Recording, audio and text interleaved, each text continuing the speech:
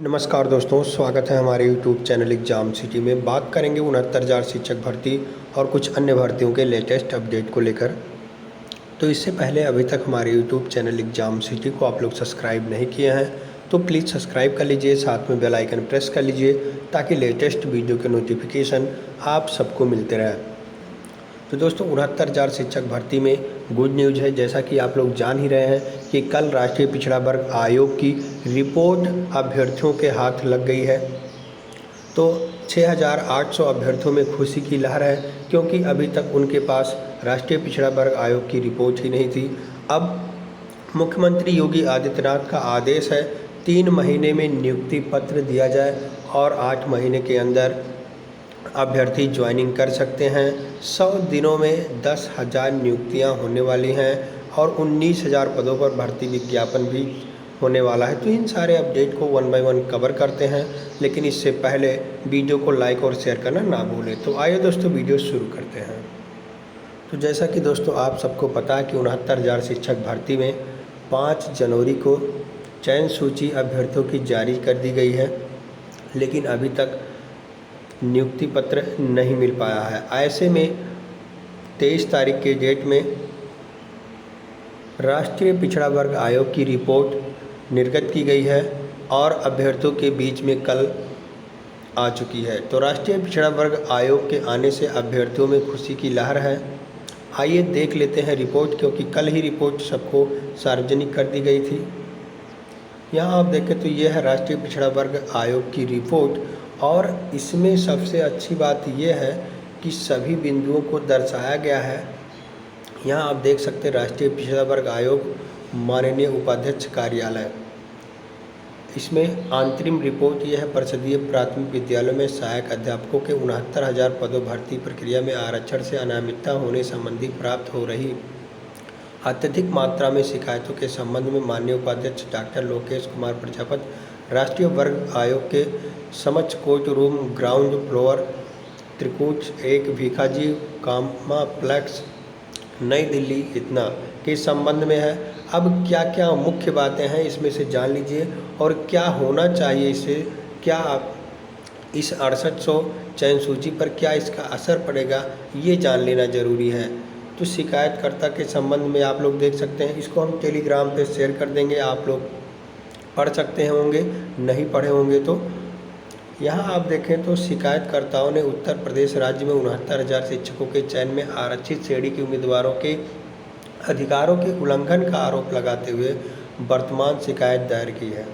उत्तर प्रदेश में 1/12/2018 को जारी 69,000, ये सब पुराना है। अभी आपको हम आगे दिखाते हैं जो इस भर्ती में आरक्षण संबंधी 6800 सीटों को बहुत अच्छे से नियुक्ति पत्र दिलवाएगा। अब नंबर 4 पर देखें तो आरक्षण नियम यह निर्धारित करता है कि यदि आरक्षित वर्ग के व्यक्ति को योग्यता के आधार पर खुली प्रतियोगिता में सामान्य उम्मीदवारों के साथ चुना जाता है तो उस स्थिति में आरक्षित रिक्तियों की ओर समायोजित नहीं किया जाएगा। सबसे बड़ी पॉइंट ये है, अर्थात उसे अनारक्षित की ओर समायोजित किया जाएगा। रिक्त पद भले ही उसके पास आरक्षित श्रेणी की उम्मीदवारी हो। इसके लिए इस संबंध के अनुसार यदि आरक्षित श्रेणी का कोई उम्मीदवार अनारक्षित श्रेणी के उम्मीदवार के लिए कट ऑफ अंक प्राप्त करता है तो उसकी उम्मीदवारी को अनारक्षित श्रेणी में माना जाएगा और परिणामी रिक्त के परिणाम स्वरूप आरक्षित वर्ग में परिणामी रिक्त का उपयोग अन्य आरक्षित श्रेणी के उम्मीदवार द्वारा किया जाएगा। जैसे कि कोई सामान्य वर्ग के कट ऑफ से आगे जा रहा है तो उसको सामान्य वर्ग में दिया जाए और आरक्षित वर्ग की सीट खाली किया जाए, उस पर उसके नीचे वालों को किया जाए। ये इसमें साफ साफ लिखा है, जो कि 69,000 शिक्षक भर्ती में घोर उल्लंघन किया गया है। हालांकि वर्तमान चयन सूची यद्यपि आरक्षित उम्मीदवारों को अनारक्षित श्रेणी में रखा जा रहा है, लेकिन इस तरह से उत्पन्न समस्त रिक्त का लाभ आरक्षित वर्ग के उम्मीदवारों को नहीं मिल पा रहा है, जिससे आरक्षण के सिद्धांतों का उल्लंघन है।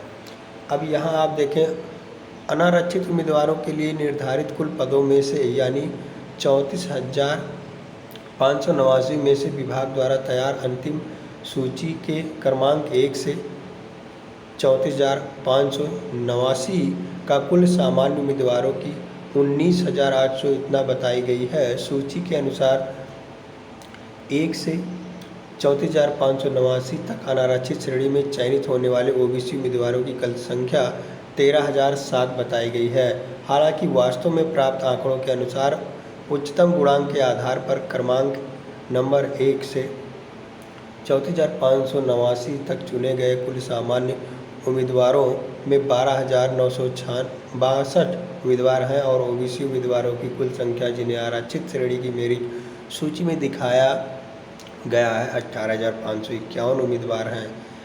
इसलिए 5,844 ओबीसी उम्मीदवारों का अंतर है जिसे मेरिट सूची में दिखाया गया था लेकिन वह नहीं दिखाया जा सकता था लेकिन नहीं दिखाया गया। अनारक्षित उम्मीदवारों की सूची में आरक्षित उम्मीदवारों के ओवरलैपिंग को विभाग द्वारा गलत तरीके से लागू किया गया। ये सबसे अच्छा पॉइंट यहाँ रखा गया है, ओवरलैपिंग को गलत तरीके से लगाया गया था। इसी तरह उत्तर प्रदेश के समस्त जिलों में स्तर के शासन से विस्तृत सूची प्राप्त की गई। सूची में क्रमांक 34,590 से 67,867 तक चयनित ओबीसी उम्मीदवारों की कुल संख्या 18,598। हालांकि वास्तव में प्राप्त आंकड़ों में उच्चतम गुणांक के आधार पर क्रमांक 34,590 से 67,867 में केवल 12,700 ओबीसी उम्मीदवार हैं। इसी क्रम में नंबर आगे देखिए तो सामान्य उम्मीदवारों की कुल संख्या 6,843 है, जो दर्शाती है कि सामान्य श्रेणी के उम्मीदवारों को ओबीसी उम्मीदवारों के लिए आरक्षित सीटों पर समायोजित किया गया है। सबसे प्रमुख बातें ये हैं और अभी आपके सामने कुछ ऐसी बातें हैं जो रखना जरूरी है। राज्य में 75 जिले हैं और 73 जिलों में रिक्तियों की संख्या के बारे में सूचित किया गया है। राज्य के अधिकारियों को चयनित उम्मीदवारों की जिलावार सूची भी प्रस्तुत की गई है और उसके बाद आप देखिए राज्य द्वारा प्रस्तुत जिलावार सूची उदाहरण यह दर्शाता है कि अनारक्षित उम्मीदवारों को आरक्षित उम्मीदवारों की बजाय नियुक्तियां दी गई हैं। इसी तरह से सभी जिले जिनके लिए राज्य ने सूची प्रस्तुत की है यह दर्शाता है कि राज्य चयन प्रक्रिया में आरक्षण नीति का घोर उल्लंघन किया है। हर बात यहाँ घोर उल्लंघन की जा रही है। यहाँ आप देख सकते हैं यानी आरक्षण जम के किया गया है। घोटाला। राज्य ने माननीय उच्च न्यायालय इलाहाबाद एवं लखनऊ के सामने हलफनामा दायर कर कहा है कि उन्होंने इस बात को स्वीकार किया कि राज्य स्तर पर चयन सूची तैयार करके चयन प्रक्रिया में आरक्षण लागू किया गया है। उसके बाद संबंधित श्रेणी में जिले में रिक्त पदों के आधार पर चयनित उम्मीदवारों को जिले आवंटित किए गए। इसलिए माननीय उच्च न्यायालय के समक्ष राज्य का मामला है कि राज्य स्तर पर चयन सूची तैयार की गई है। उसके बाद उम्मीदवारों को उनके अंकों की श्रेणी के आधार पर जिले आवंटित किए गए हैं। राज्य की यह प्रणाली उत्तर प्रदेश बेसिक शिक्षा एजुकेशन टीचर सर्विस नियम 1981 के विरुद्ध है। नियम 14 के अनुसार नियुक्ति प्रकरण अर्थात जिला स्तर पर डिस्ट्रिक्ट बेसिक एजुकेशन ऑफिसर निर्धारित सीटों की संख्या निर्धारित करेगा। यद्यपि हम राज्य की प्रणाली को सही मानते हैं तो भी राज्य स्तर पर प्रस्तुत सूची के अनुसार आरक्षण का पालन नहीं किया गया है। रिट याचिका के जवाब में माननीय उच्च न्यायालय के समक्ष दायर जवाबी हलफनामे के अनुसार राज्य ने उल्लेख किया है कि राज्य ने चयन प्रक्रिया में प्रत्येक श्रेणी के लिए कट ऑफ अंक निर्धारित किए थे। माननीय उच्च न्यायालय ने समक्ष राज्य द्वारा दिए गए कथनों के अनुसार अनारक्षित श्रेणी के उम्मीदवारों के लिए कट ऑफ 67.1 था, जबकि अन्य पिछड़ा वर्ग 66.67 था। अनुसूचित जाति के लिए 66.01 था। राज्य का यह कथन भी भ्रामक है और चयन प्रक्रिया आरक्षण नीति के कार्यान्वयन में विसंगतियों को दर्शाता है। आरक्षण के अनुसार ओबीसी उम्मीदवारों की कुल संख्या 69,000 रिक्तियों की कुल संख्या के 27% यानी 18,598 सीटें ओबीसी उम्मीदवारों के लिए होगी, लेकिन राज्य द्वारा दिए गए कट ऑफ प्रतिशत के आधार पर इस गणना के अनुसार कुल ओबीसी सीटों के उम्मीदवारों के 2,637 है। आयोग के समक्ष राज्य का उत्तर विरोधाभासों से भरा है। यह संदेश और अनुमानों पर आधारित है। वर्तमान चयन प्रक्रिया आरक्षण नियमों को कैसे और किस प्रकार लागू किया गया है यह दिखाने में राज्य विफल रहा है। अंतिम चयन सूची में चयनित उम्मीदवारों की श्रेणी का उल्लेख नहीं किया गया। हालांकि जब सूचियों को जिलेवार प्रकाशित किया गया था तब उम्मीदवारों की श्रेणी का उल्लेख जिले में प्रकाशित सूची में किया गया था। ऐसे में आप लोग जान सकते हैं कि कितना गलत काम किया गया है अधिकारियों के द्वारा। यहाँ आप नीचे देखें तो 16 में उपरोक्त प्रकरण में ओबीसी के उम्मीदवारों के लिए आरक्षित कुल 18,598 सीटों में से 5,844 सीटें ऐसी हैं जो ओबीसी की श्रेणी के उम्मीदवारों को दी जानी थी, परंतु जो जनरल श्रेणी के उम्मीदवारों को दी गई हैं। इस प्रकार ओबीसी उम्मीदवारों के लिए अधिकारों का उल्लंघन हो रहा है। अब यहाँ आप पूरा बात समझ गए होंगे कि क्या बात है, कैसे हुआ है।